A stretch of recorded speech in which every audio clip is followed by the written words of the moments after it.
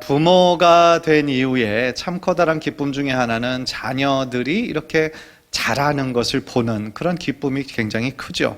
1년이 다르게 쑥쑥 커서 아이에게 컸던 옷이 어느 순간에 막 작아지고, 또 신발도 제일 처음엔 엄청 컸는데 나중엔 작아지고 하는 거 보면 우리 아이가 이렇게 잘 자라고 있구나 깨달을 수 있는 것이죠.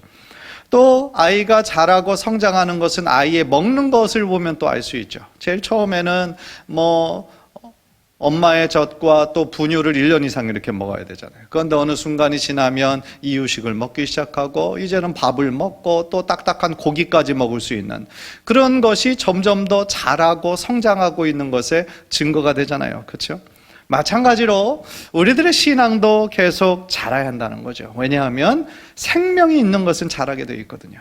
그런데 우리가 예수 그리스도를 믿는 이 기독교는 하나의 어떤 관념이나 철학이 아니라 생명이잖아요. 그죠? 예수 그리스도가 나는 곧 길이요 진리요 생명이라 말씀하셨잖아요. 따라서 우리가 예수님을 믿는다는 것은 예수의 생명이 십자가의 은혜로 말미암아 예수의 생명이 우리들에게 새롭게 부어진 거잖아요.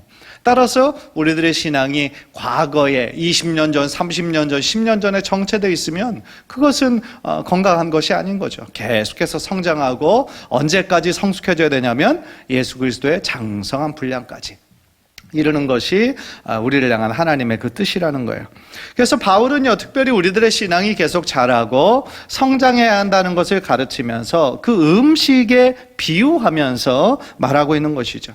그래서 예수님을 영적으로 이제 나의 구원자로 믿은 그 순간이 그 나이에 상관없이 영적으로는 악에 불과하잖아요. 그러니까 영적인 악이니까 열심히 먹어야죠. 그런데 먹는데 부드러운 것만 먹을 수 있죠. 그러니까 딱딱한 그 고기 같은 것은 먹을 수 있는 능력이 아직 그 사람에게는 없는 거죠. 왜냐하면 영적으로 새로 태어났잖아요. 영적으로 악에 불과하잖아요. 따라서 영적으로 부드러운 거, 소화 잘 되는 거, 어떻게 보면 하나님의 사랑과 은혜와 그죠? 이 새롭게 하심과 위로와 이런 것들로 제일 처음에는 신앙이 쑥쑥 자라죠. 그런데 나중에는 이제 조금 어려운 말씀, 때로는 교훈하시고 책망하시고 우리를 또 의의 길로 이끄실 때, 또 예언서의 말씀이나 율법의 말씀이나 그런 것들을 들을 때는 쉽지 않죠. 그러나 그것이 신앙이 어떻게 보면 좀 신앙생활을 오래 하신 분들은 우리가 딱 들었을 때 바로 은혜가 되는 말씀만 추구해야 되는 것이 아니라 구약과 신약을 전체로 묶어서 하나님께서 이 성경을 통하여 우리들에게 말씀하고자 하시는 것이 무엇일까? 점점 더 우리들의 이해의 폭도 넓어지고 아는 만큼 또 하나님을 향한 사랑도 깊어지고 우리가 주님을 향한 그 믿음도 더욱 견고해질 수 있다라는 것이죠. 따라서요, 오늘 우리가 이제 이 매주 수요일마다 히브리서를 강의하고 있는데, 이 히브리서에서도 오늘 본문이 위치하고 있는 그 장의 바로 전장인 5장 후반부를 보면 이 저자가요, 이 영적인 어떤 미성숙함에 대해서 경고하는 거죠. 너희가 신앙생활이 오래되었음에도 불구하고 여전히 자라지 못하고 어린아이처럼 머물러 있는 그 사람들에 대해서 경고하는 거예요. 그리고 영적으로 자라야 된다라고 말씀하고 있는 것이죠. 따라서 오늘 말씀을 통해서요, 이미 우리는 신자가 되었죠. 예수 그리스도를 믿고 우리가 구원의 확신을 얻고 천국의 소망을 갖고 있는 자들이 지금 함께 예배하고 있어요. 그러나 우리들의 앞으로의 신앙생활, 점점 더 성숙해져가는, 거룩해져가는 성화의 과정을 살아가고 있는 우리가 또 오늘 말씀을 통하여 기억해야 될 것은 무엇일까? 우리가 붙잡아야 될 진리의 말씀은 무엇일까? 우리가 경청하며 사모하는 마음으로 듣는 가운데 하나님의 주시는 큰 은혜가 여러분 모두에게 흘러넘치시기를 주님의 이름으로 간절히 축원합니다. 첫 번째로 저자는요, 우리로 하여금 뭐라고 말씀하시냐면 영적인 악의에 머무르지 말고 완전한 대로 나아가라, 그렇게 지금 말씀하고 있어요. 1절 본문은 이제 그러므로라는 말로 시작하는데, 그러므로라는 말이 나오면 바로 그 전에 몇 구절을 우리가 살펴봐야 되죠. 이게 그러므로가 어떤 뜻인가를 봐야 되잖아요. 그런데 앞구절에 나온 것을 좀 정리해 보면, 성도가 믿은 지가 시간이 되면, 오래되면 신앙이 자라야 하기 때문에 그런 뜻이에요. 이 그러므로. 그래서 1절은요, 이제 그리스도의 초벌을 버리고, 그러니까 우리들의 믿음의 아주 기초, 믿음의 아주 기초를 버리고 이제 더 성숙한 대로 나아가야 된다라고 지금 도전하고 있다라는 거예요. 그래서 이제 이 저자는 계속해서 신앙의 초보의 그 내용이 뭔지를 그 이후에 이제 1절, 2절에 쭉 이렇게 말씀하고 있어요. 그러니까 그거를 세보면 한 6가지가 나오는데요. 첫째는 그러니까 그 기독교 교리의 초보는 뭐냐면 죽은 행실을 회개하는 거. 죽은 행실을 회개하는 거. 그러니까 예수님 믿기 전에 가졌던 죄악된 행실 있잖아요. 그러니까 우리가 하나님께 불순종하고 우상을 숭배하고 불의하고 미움과 음란과 거짓과 탐욕들, 예수님 믿기 전에 가졌던 그런 악한 행실들, 그런 것들을 회개하는 거, 그것이 어떻게 보면 신앙의 첫 시작점이 되어야 된다라는 것이죠. 제가 지난주 주일 설교한 내용과 굉장히 연결이 되는 것이죠. 우리가 하나님을 인격적으로 만나게 되면 어떤 일이 일어나게 된다고 말씀드렸어요? 나의 죄인됨을 깨닫게 된다라는 거죠. 하나님이 거룩하신 분이시고 정말 하나님이 우리를 창조하신 거룩한 빛 되신 그 진리가 우리에게 비춰지게 되면 그동안 어둠 가운데 있었던 우리들의 죄악, 나만 알고 있었던 그 은밀한 죄악까지도 다 비춰지게 되잖아요. 다 보여지게 되잖아요. 따라서 우리는 하나님께 경외감을 느낄 수밖에 없고 나의 죄를 하나님께 낱낱이 회개할 수밖에 없는 거죠. 따라서 우리가 구원받기 전에 시작은 바로 뭐에부터 시작하는 거예요? 회개로부터. 온전한 회개로부터 시작하는 거죠. 그래서 예수 그리스도도 회개하라 천국이 가까웠느니라 말씀하셨잖아요. 그러니까 천국의 복음을 듣기 전에 전제되어야 될 것은 뭡니까? 바로 우리들의 죄를 돌이키는 거예요. 우리들의 죄를 돌이키는 것, 회개하고 돌이키는 것, 그것이 이제 하나님께 대한 신앙으로 나아가는 거겠죠. 이 본문에서 두 번째로 얘기하는 것처럼 죄악된 행실을 떠나서 하나님께로 나아가는 것. 세 번째는 세례들의 교리라고 나와요. 세례들의 교리. 그러니까 세례들이라고 했을 때 그것이 주는 상징은 씻음을 받는 거예요. 씻음을 받는 것. 그래서 물세례, 성령세례, 유아세례 다 뭡니까? 그거는 우리가 회개하고 예수 그리스도를 믿음으로 말미암아 죄 씻음을 의미하는 것이죠. 그래서 세례가 상징하는 것처럼 이제는 죄에 대해서는 죽고 죄에 대해서는 나의 옛 자아가 온전히 죽고 이제 예수 그리스도를 믿음으로 새 사람이 되는 것. 고린도후서 5장 17절에 나오는 것처럼 그런즉 누구든지 그리스도 안에 있으면 새로운 피조물이라 보라 이전 것은 지나갔으니 보라 새 것이 되었도다 말씀하시는 것처럼 이 세례라고 하는 것은 예수 그리스도의 십자가를 믿음으로 말미암아 나의 모든 옛 자아들이 죽고 예수와 함께 새롭게 태어나는 것, 그것이 이제 세례를 의미하는 거죠. 네 번째는 이제 안수의 교리를 얘기하는데 이 안수도 이제 몇 가지의 그런 안수가 있죠. 세례식의 안수는 이제 예수님을 나의 구원자로 믿음으로 선포하는 그런 의미가 있는 거고, 임직식 때 안수 받는 거, 그것은 이제 직분에 합당한 성령의 능력을 구하는 것이고, 또 병자를 위해 안수하며 기도하는 것은 성령의 치유하시는 능력이 임하게 해달라고 기도하는 거죠. 다섯 번째로 얘기하는 이 믿음의 초보는 죽은 자의 부활. 그러니까 우리가 구원받음으로 영원한 생명을 얻게 되는데 그것은 우리의 죽음, 육체적인 죽음이 끝이 아니라 죽은 자가 다시 부활한다는 거죠. 예수 그리스도가 3일 만에 죄와 사망의 권세를 깨뜨리시고 부활하신 것처럼 우리도 예수님처럼 다시 부활할 것을 우리가 믿잖아요. 그래서 우리가 사도신경에서도 그 신앙을 고백하지 않습니까? 여섯 번째는 영원한 심판이에요. 그러니까 복음의 이 진리 가운데 사실은 가장 참 두려운 것 중에 하나죠. 바로 우리들의 육체적인 죽음 이후에 심판이 있다. 그래서 히브리서 9장에 한 번 죽는 것은 사람에게 정한 것이요 그 이후에는 심판이 있으리니 말씀하잖아요. 그러니까 믿는 자나 믿음이 없는 자나 모두가 하나님 앞에 서게 되는 그 때가 온다라는 거죠. 그래서 하나님을 잘 믿었을 때 그 사람은 영원한 생명으로 들어가지만 하나님을 믿지 않고 끝까지 부정하는 사람은 영원한 멸망으로 완전히 갈라지는 것이죠.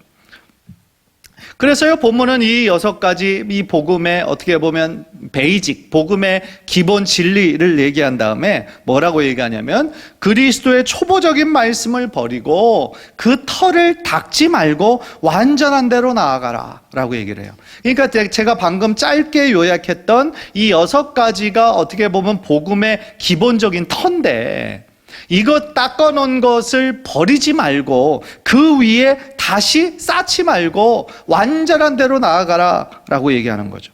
그러니까 터를 다시 닦는다라는 것은 이 기본 터가 이 6가지가 우리가 기본이 터가 잘 닦였으면 다시 처음부터 되돌아가서는 안 된다라는 거죠.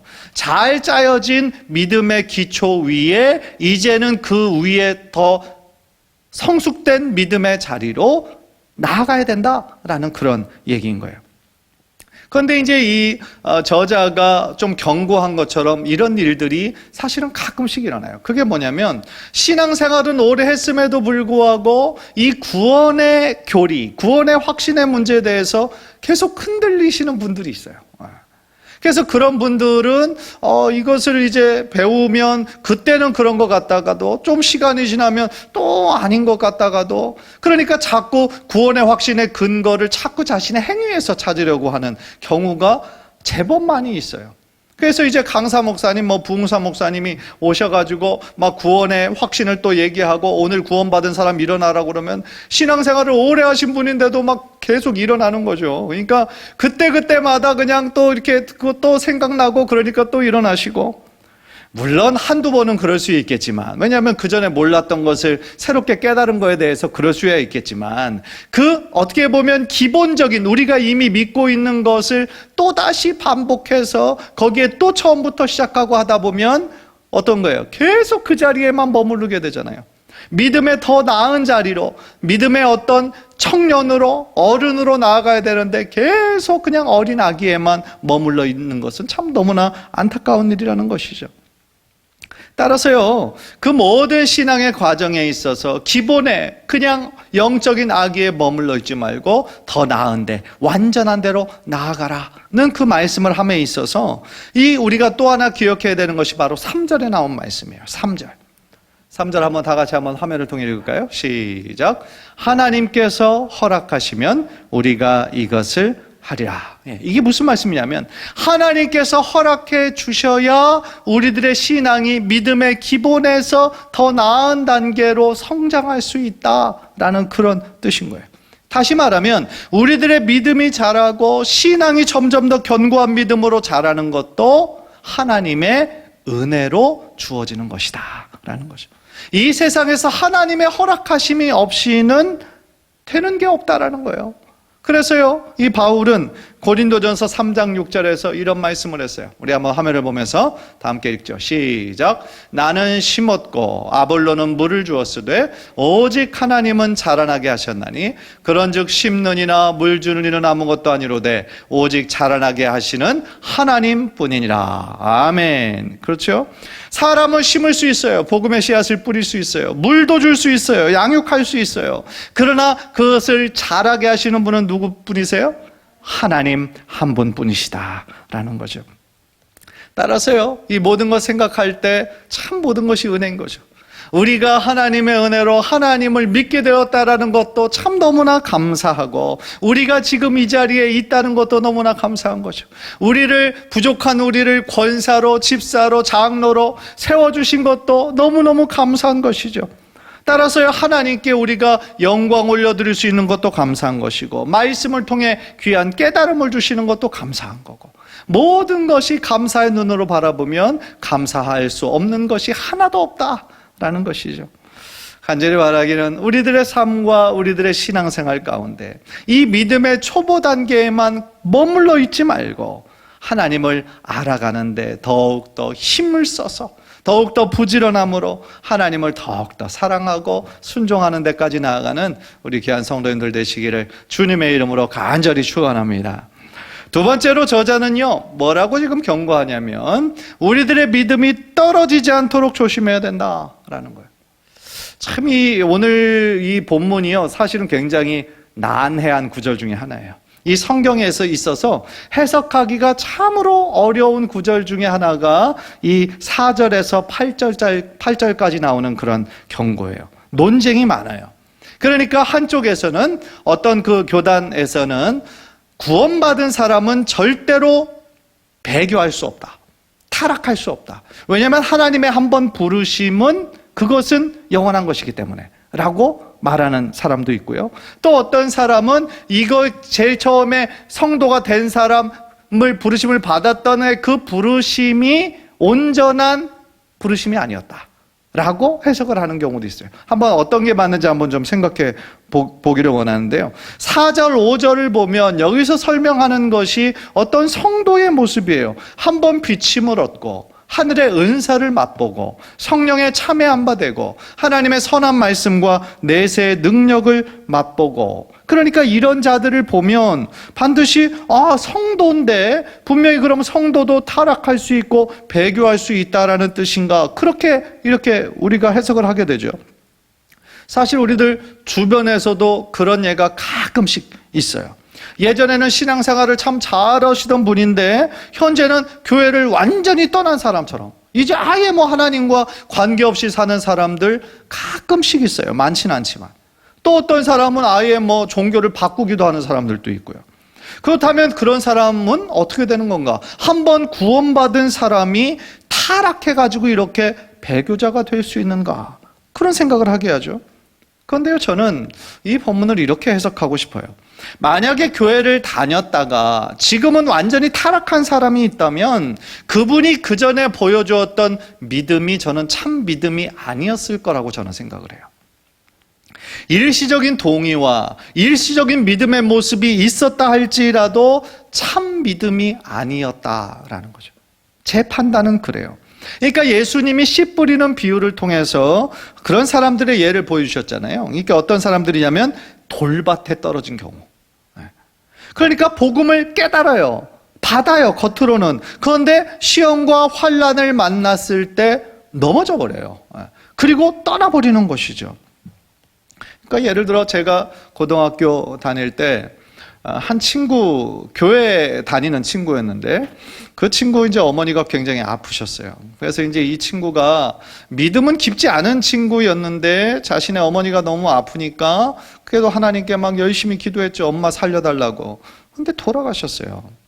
그 돌아가신 거에 대해서 이 친구가 도저히 받아들이지를 못하는 거죠. 자신의 그 신앙의 그것으로는 어머니가 죽을 수가 없는 거였죠. 그래서 하나님 안 계시다라고 떠났어요. 교회를 떠났어요. 그 아픔과 상처가 얼마나 큰지는 옆에서 봤을 때 물론 이렇게 알 수 있지만 몇 년이 지나도록 기회가 있어도 돌아오지 않는 모습을 보고 참 안타까웠어요, 마음이. 그런데 그런 비슷한 종류의 아픔들 때문에 교회를 떠나신 분들이 있어요. 사랑하는 가족의 죽음 때문에 제가 방금 말씀드렸던 친구의 경우처럼, 또 어떤 경우는 어떤 예기치 못한 사건, 사고 때문에 하나님이 계시다면 어떻게 나에게 이런 일이 있을 수가 있나? 라는 것이 도저히 납득되지 않기 때문에 떠나신 분들이 있죠. 안타까운 현상이에요. 그러나 참 믿음이 그 사람에게 있었다면, 정말 하나님을 인격적으로 믿는, 그래서 그 믿음이 견고한 믿음이었다면 사실은 그 환경과 상황이 받아들일 수 없는 정말 너무너무 힘든 상황이라 할지라도 결국 모든 환경과 상황을 뛰어넘는 하나님의 크신 뜻을 깨닫게 돼야 될 텐데 사실은 그 정도까지는 이르지 못하는 것이죠. 따라서 우리는 이 예수님의 이 말씀을 기억해야 된다고 생각해요. 요한복음 10장 28절 우리 한번 다 함께 한번 읽읍시다. 시작. 내가 저희에게 영생을 주노니 영원히 멸망치 아니할 터이요 또 저희를 내 손에서 빼앗을 자가 없느니라. 그러니까 영생을 받기로, 구원을 받기로 예정된 자는 예수님께서 그의 영생이 절대로 빼앗기지 않게 하겠다. 예수님의 어떤 강한 의지를 말씀하고 계시는 거죠. 빌립보서 1장 6절 한번 봅시다. 빌립보서 1장 6절 시작. 너희 속에 착한 일을 시작하신 이가 그리스도 예수의 날까지 이루실 줄을 우리가 확신하노라. 아멘. 따라서요, 하나님이 하나님의 자녀를 선택하셨어요. 예정하시고 선택하셨어요. 그러면 하나님의 예정과 선택이 잘못된 것인가? 잘못된 사람을, 나중에 결국 하나님을 떠날 사람을 하나님께서 선택한 것인가? 그러면 하나님은 실수하시는 분이신가? 아니라는 거죠. 하나님은 실수하지 않으시는 분이시잖아요. 하나님은 신실하신 분이시잖아요. 따라서 이런 구원의 문제에 있어서 하나님의 책임이 아니라 어떻게 보면 그 인간의 너무나 불완전하고 연약한, 뿌리가 전혀 없는 일시적인 믿음, 일시적인 동의로 인해서 그들이 떠나는 거고 배교하는 데까지 이르는 것이 하나님의 선택과 하나님의 예정은 틀리지 않다라는 거죠. 그래서 저는 그렇게 해석을 할 때 하나님의 이 성경 전체에서 우리들에게 가르쳐 주시는 전체 그 하나님의 뜻과 하나님의 성품과 맞는 것이라고 저는 그렇게 해석을 합니다. 그러니까 하나님의 선택은 불변한다는 거죠. 하나님의 선택은 불변하고 영원하다라는 것이죠. 여러분을 불러주신 그 구원은 절대로 흔들리지 않는다라는 것이죠. 또한 7절, 8절을 보면요, 그 사람의 열매로 그의 신앙을 알 수 있다, 그렇게 말씀해요. 그러니까 땅의 비를 흡수해서 채소를 내고 열매를 내면 그는 하나님께 복을 받지만 가시와 엉겅퀴를 내면 버림을 당하고 불사름을 당한다라고 경고하고 있어요. 즉 성도가 하나님의 말씀을 받아서 은혜의 담비를 받아서 성장하고 아름다운 열매를 맺으면 하나님께 많은 축복을 받지만 영적으로 성장하기는커녕 가시와 엉겅퀴와 같은 나쁜 열매를 맺으면 버림을 받을 수밖에 없다라는 거예요. 따라서 오늘 말씀은 우리들에게 주시는 어떤 경고의 말씀인 것이죠. 예수 그리스도를 참으로 믿는 자들은 우리가 하나님의 구원과 영생에서 떨어지지는 않지만, 타락하지는 않겠지만 그럼에도 불구하고 넘어질 수 있다라는 거죠. 넘어질 수 있다. 따라서 넘어지지 않도록 어떻게 될까요? 늘 깨어서, 영적으로 깨어서 기도함으로 깨어있는 생활을 해야 되겠다라는 것이죠. 왜냐하면 여전히 우리도 연약하기 때문에 죄로 인해 어느 순간 넘어질 가능성이 누구나에게 있기 때문에 그렇다라는 거죠. 간절히 바라기는 우리 사랑하는 성도님들, 정말 눈에 보이는 어떤 환경과 어떤 상황에 우리가 돌뿌리 걸려서 넘어지는 것처럼 넘어지지 않도록, 그런 일들을 통하여서 하나님으로부터 멀어지는 것이 아니라 오히려 더 하나님께 가까이 나아가시는 우리 귀한 성도님들 모두 되시기를 주님의 이름으로 간절히 축원합니다. 마지막으로요, 우리들의 믿음이 계속하며 성장하기 위해서 우리는요 어떻게 해야 되느냐? 게으르지 말고 부지런함으로 소망의 풍성함을 가지고 완전한 대로 나아가야 된다라는 거예요. 11절 12절 이제 마지막인데요, 11절 12절 제가 한번 읽겠습니다. 우리가 간절히 원하는 것은 너희 각 사람이 동일한 부지런함을 나타내어 끝까지 소망의 풍성함에 이르러 게으르지 아니하고 믿음과 오래 참음으로 말미암아 약속들을 기업으로 받는 자들을 본받는 자 되게 하려는 것이니라 그랬어요. 그러니까 이 편지를 받는, 이 히브리서 편지를 받는 모든 사람들이 계속하여 진리이신 예수 그리스도 안에 머물러 있기를 간절히 원했던 것이죠. 그래서 소망의 확신을 가지고 믿음과 오래 참음으로 구원의 성화를 온전히 이루어나가기를 원하고 있는 거예요. 그래서 이거를요, 이 저자는 한 간절한 바람을 약 3가지로 얘기를 하고 있는데, 동일한 부지런함으로, 그러니까 동일한 부지런함으로 하나님의 완전한 대로 나아가라고 얘기하고 있어요. 그러니까 너희 각 사람이 동일한 부지런함을 나타내라 라는 거는 너희 각 사람, 그러니까 너희 모두에게 해당된다는 얘기고, 동일한 부지런함이라는 것은 어떤 사람이 있는 것을 전제하냐면 하나님을 알아가는데, 은혜를 사모하는데 다른 사람들보다 더 부지런한 사람이 있잖아요. 사실 지금 이 자리에 있는 성도님들이 그렇죠. 예. 지금 사실은 오신 분들은 많지 않잖아요. 그런데 이 자리에 계신 분들은 더 하나님의 은혜를 사모하는 분들이 오신 거죠, 사실은. 몸은 피곤하고 사실 안 올 수 있는 이유를 생각만 하면 될 수는 있지만 은혜의 자리를 사모하며 나오신 분들, 그러니까 다른 사람들보다 더 은혜 받는데 부지런함을 가지고 계신 분들이죠.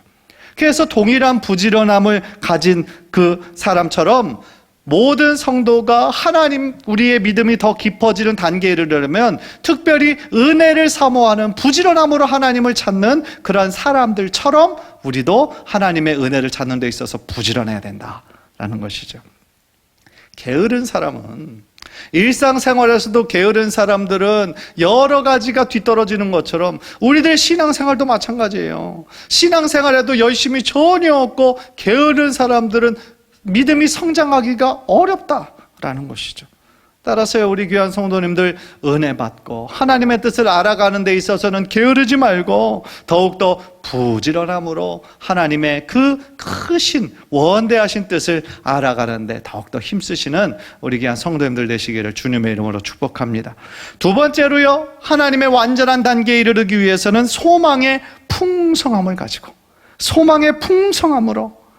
그러니까 이것은요, 어떤 소망을 얘기하는 겁니까? 아까 얘기했던 부활에 대한 소망, 또 예수 그리스도 다시 오실 거잖아요. 예수 그리스도 다시 오시잖아요, 우리들에게. 그죠? 그때가 이제 마지막 날이잖아요. 그러니까 예수 그리스도 다시 재림할 것을 소망함으로 받아들이는, 기다리는 우리들의 신앙을 얘기하는 것이죠. 참 우리가 신앙생활 하면서요, 여러 가지 정말 중요한 게 있잖아요. 그래서 사도 바울 믿음, 소망, 사랑 이 세 가지가 항상 있을 것인데 그 중에 제일은 사랑이라 그랬는데, 사랑만 제일 중요하고 믿음과 소망은 그럼 덜 중요한가? 그렇지 않다는 거예요. 사실은 이 신층의 바울의 그런 복음과 그 신학의 핵심은 믿음이었죠. 오직 믿음으로 의롭게 된다. 오직 믿음으로 구원을 얻는다. 그러니까 여기서는 믿음을 강조하죠. 그러면 사랑, 믿음은 중요한데 소망은 좀 덜 중요한가? 그렇지 않아요. 또 어떤 데를 보면 소망을 굉장히 많이 강조하고 있어요. 따라서요, 이 믿음, 소망, 사랑은 더 중요하고 덜 중요한 것이 아니라 우리들의 신앙생활에 있어서 다 중요한 거예요. 삼위일체처럼 다 중요한 거예요. 특별히 우리가 신앙생활을 하면 할수록요, 저는 이 소망이 정말 중요하다라는 생각을 하게 돼요. 그러니까 우리가 그 천국을 향한 소망, 영생을 향한 소망, 예수 그리스도 다시 오시는 것에 대한 소망이 없으면 우리들의 이 신앙생활이 얼마나 사실은 무료하고 힘들고 지칠 때가 많겠어요. 그러나 그런 예수님 다시 오시는, 그리고 천국과 영생에 대한 그런 소망이 우리들에게 확실히 있을 때, 때때로 힘들고 지칠 때 그 소망 붙잡고 다시 한번 힘을 낼 수가 있다라는 것이죠. 찬송가 이 몸의 소망 무엔가 있잖아요. 이 몸의 소망 무엔가 우리 주 예수뿐일세. 우리 주 예수밖에는 믿으리 아주 없도다. 굳건한 반석이시니 그 위에 내가 서리라. 그 위에 내가 서리라. 우리가 확실한 주님을 향한 소망이 있을 때 예수 그리스도라고 하는 굳건한 반석 위에 우리들의 믿음이 세워질 때에 어떠한 세상의 풍파가 불어도, 비바람이 불어도 흔들리지 않는 굳건한 믿음으로, 견고한 믿음으로 더욱더 우뚝 서게 될 줄 믿습니다. 마지막으로요, 앞서간 믿음의 사람들을 본받음으로, 믿음의 사람들을 본받음으로 우리들의 신앙이 또 계속하며 자랄 수 있다라는 거죠. 우리들 앞서간 믿음의 사람들, 결국 그들은 믿음과 인내로, 오래 참음으로 그 믿음의 선한 싸움을 이겨냈잖아요. 그 사람들의, 수많은 사람들의, 믿음의 사람들의 이야기가 구약과 신약을 통하여 우리들에게 주어지잖아요. 만약에 이런 믿음의 선진들이 없었다라고 한다면 우리가 믿음 생활할 때 참 막막할 때가 있었을 거예요. 신앙생활 하는데 내가 하나님을 이렇게 사랑하고 섬기는데 왜 나에게 이런 어려움이 오나? 만약에 아브라함과 같은 사람, 다윗과 같은 사람, 또 욥과 같은 사람이 없었다라고 한다면 우리는 정말 너무나 힘들었을 거예요. 그 당시에 보통 인과응보, 죄가 있기 때문에 이런 하나님의 저주가 임하는 거고 고난이 그 죄에 대한 결과로 주어지는 거다, 이 생각밖에 못했다라고 한다면 우리들 신앙생활에서 오는 모든 어려움은 다 나의 죄 때문으로만 알기 때문에 얼마나 힘들었겠어요. 얼마나 무겁고 부담스러웠겠어요. 그러나 하나님께서 우리를 사랑하시기 때문에 주는 믿음의 시험도 있고 고난도 있고, 결국 그것을 통하여서 우리들의 믿음이 하나님을 더욱더 의지하고 신뢰하기 위해서 주는 하나님의 그 믿음의 시험, 사랑의 시험도 있다라는 것을 욥을 통해서 깨닫게 해주시니까 얼마나 감사한 거예요. 따라서 이런 믿음의 사람들을 우리들에게 주신 것, 그리고 우리 교회에 정말 본받을 수 있는 신앙의 사람들을 정말 우리 교회에 주신 것, 그 모든 것이 다 하나님의 귀한 축복이다라는 것이죠. 우리 동안교회 정말 얼마나 신앙적으로 훌륭한 분들이 많이 계시잖아요. 그렇죠? 이름 없이 빚도 없이 겸손히 기도의 자리를 섬기시는 분들, 그런 분들이 정말 보배 같으신 분들이죠. 소리 없이 섬기고 봉사하시는 분들. 예. 아유, 참 너무 많으시죠. 교회가 어려울 때에 교회를 위해서 또 하나님 나라의 확장을 위해서 물질로 이렇게 헌신하시는 분들. 예. 그런 분들이 얼마나 많은지 몰라요. 너무 다 귀하신 분들인 거죠. 이런 분들이 우리 동안교회에 많이 계시다라는 것이 우리 교회의 큰 소망이고 자랑이고, 예? 얼마나 큰 그것이 기쁨이 됩니까? 축복입니까? 안제르베락은 우리 앞서간 이 믿음의 선진들이 늘 믿음과 오래 참음으로 자기에게 주어진 믿음의 선한 싸움을 다 싸우고 승리했던 것처럼 우리 사랑하는 성도님들도 늘 믿음과 소망과 그 사랑을 붙잡고 우리들에게 주어진 그 믿음의 길을 끝까지 충성함으로 완주하셔서 하나님 앞에 서게 되는 그날 착하고 충성된 종아, 인정받고 칭찬받는 우리 귀한 성도님들 모두 되시기를 주님의 이름으로 간절히 축원합니다.